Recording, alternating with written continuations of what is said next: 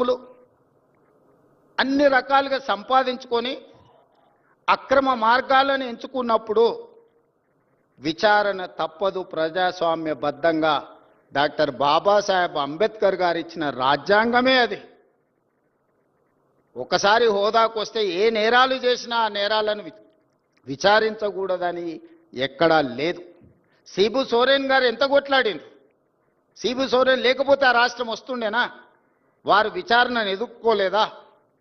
లేదా అధికారంలో ఉన్నప్పుడు పాల్పడిన కొన్ని తప్పిదాలకు లాలూ ప్రసాద్ గారు, జయలలిత గారు, లేకపోతే యడ్యూరప్ప కర్ణాటక ముఖ్యమంత్రి గారు పెద్ద పెద్ద రాష్ట్రాలకే ముఖ్యమంత్రులుగా బాధ్యతలు నిర్వహించారు కదా, వాళ్ళు విచారణను ఎదుర్కోలేదా?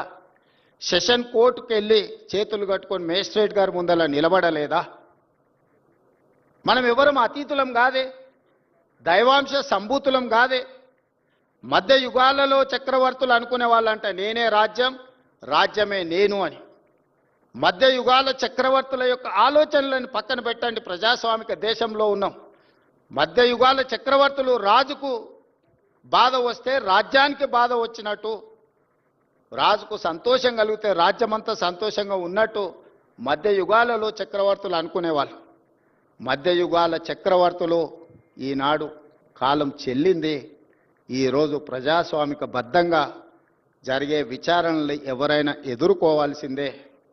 ఆనాడు మీరు చేసిన తప్పిదాలు, కోదండరాం గారి తలుపులు బద్దలు కొట్టినప్పుడు ఒక్కసారైన ఉద్యమకారుడిని, తెలంగాణ రాష్ట్ర సాధనలో అందరినీ ఏకం చేసి నడిపించిన వాళ్లకు ఈ రాష్ట్రంలో ఇంత అవమానం జరగకూడదు వచ్చిన రాష్ట్రంలో అని ఒక్కసారైనా ఆలోచన చేసిండ్రా? వారు ఉన్నప్పుడు చట్టసభలలో రానిచ్చే అవకాశం కూడా ఇవ్వలే. ప్రజా పరిపాలన ఏర్పడ్డ తర్వాత వారిని శాసనమండలి సభ్యులుగా పెద్దల సభలో ఉండాలని పంపిస్తే సుప్రీంకోర్టు వరకు కేసేసి కొట్టేయించిన చరిత్ర మీది. అంత నేరం కోదండరాం గారు ఏం చేసిండ్రని నేను అడుగుతున్నా.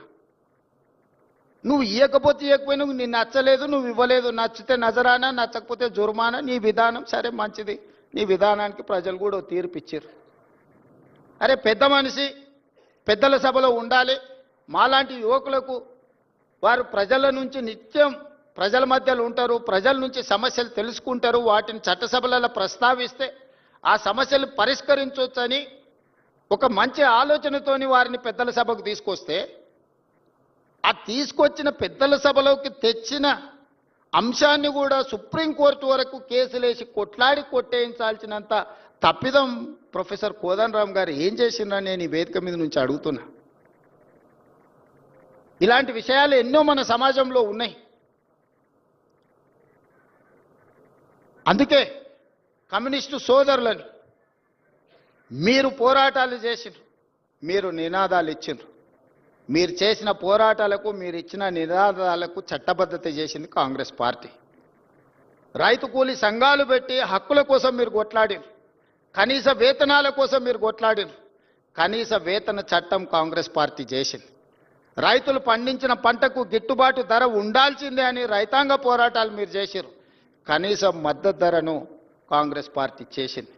దున్నేవాడికే భూమి ఉండాలనే నినాదాన్ని భూమి నుంచి ఆకాశం వరకు మీరు వినిపించారు. అగ్రికల్చర్ సీలింగ్ యాక్ట్ తీసుకొచ్చి పేదలకు భూములు పంచిపెట్టి పట్టాలిచ్చి జాగీర్దారుల దగ్గర, జమీందారుల దగ్గర ఉన్న భూముల లక్షలాది ఎకరాలను సేకరించి ఆ పట్టాలను కాంగ్రెస్ పార్టీ ఇచ్చింది. అడవులలో ఉండే ఆదివాసీలకు అటవీ హక్కుల చట్టం ఉండాలి, వాళ్ళ హక్కులను కాపాడాలి అని మీరు కొట్లాడితే 2006 అటవీ హక్కుల చట్టాన్ని తీసుకొచ్చి పోడు భూముల పట్టాలు 10 లక్షల ఎకరాలకు పంచిపెట్టి చట్టబద్ధత కాంగ్రెస్ పార్టీ కల్పించింది. ప్రజాక్షేత్రంలో ఉండి కొట్లాడి ప్రజల పక్షాన నిలబడి వాళ్ళ తరఫున మాట్లాడే గలం ఎర్రజెండా. ఎర్రజెండా కొట్లాడిన ప్రతి అంశాన్ని చట్టాన్ని చేసిన చరిత్ర కాంగ్రెస్ది. నాణానికి రెండు వైపు ఎలానో ప్రజలకు కూడా కమ్యూనిస్టులు, కాంగ్రెస్ పార్టీ అంతే అవసరం. ఈనాడు మోడీ లాంటి వాళ్ళు 1 నేషన్ 1 ఎలక్షన్ అంటున్నారు. ఇది 1 నేషన్ 1 ఎలక్షన్ కాదు, 1 పర్సన్ 1 పార్టీ అనే విధానాన్ని తీసుకురావాలని ఈరోజు దేశంలో ప్రయత్నం చేస్తున్నారు. మొన్న జరిగిన పార్లమెంట్ ఎన్నికల్లో 400 సీట్లు అడిగింది రాజ్యాంగంలో మార్పులు తేవడానికి కాదు, రాజ్యాంగాన్ని తొలగించడానికి. రాజ్యాంగంలో మార్పులు తేవడానికి సింపుల్ మెజారిటీ చాలు. 123 సార్లు ప్రజల అవసరాల కోసం మనం రాజ్యాంగాన్ని సవరించుకున్నాం. జస్టిస్ సుదర్శన్ రెడ్డి గారు చాలా రాజ్యాంగ సవరణల గురించి వారు ప్రస్తావించారు. డాక్టర్ బాబాసాహెబ్ అంబేద్కర్ గారు రాజ్యాంగంలోనే ప్రొవిజన్ ఇచ్చిండు. ప్రజలకు అవసరమైనప్పుడు ప్రజలకు అనుకూలంగా రాజ్యాంగాన్ని సవరించుకొని ఒక మంచి పరిపాలన అందించడానికి వారు రాసిన రాజ్యాంగంలోనే వారు అవకాశాన్ని ఇచ్చింది. నిజంగా ప్రజలకు అనుకూలమైన మార్పులు తీసుకురావడానికి 400 సీట్లు అవసరం లేదు. రాజ్యాంగాన్ని రద్దు చేయాలన్న దుర్మార్గమైన ఆలోచనతో 400 సీట్లు అడిగితే ప్రజలు సింపుల్ మెజారిటీ కూడా ఇవ్వకుండా ప్రజలు తెలివిగా వ్యవహరించి ఆ పార్టీని నియంత్రించిండ్రు. ఇప్పుడు పరోక్షంగా ప్రజలకు రాజ్యాంగం ద్వారా ప్రసాదించబడిన ఓటు హక్కును కాలరాయాలని కుట్ర జరుగుతుంది. దానికి పర్యాయ పదమే ఎస్ఐఆర్ రూపంలో తీసుకొచ్చారు.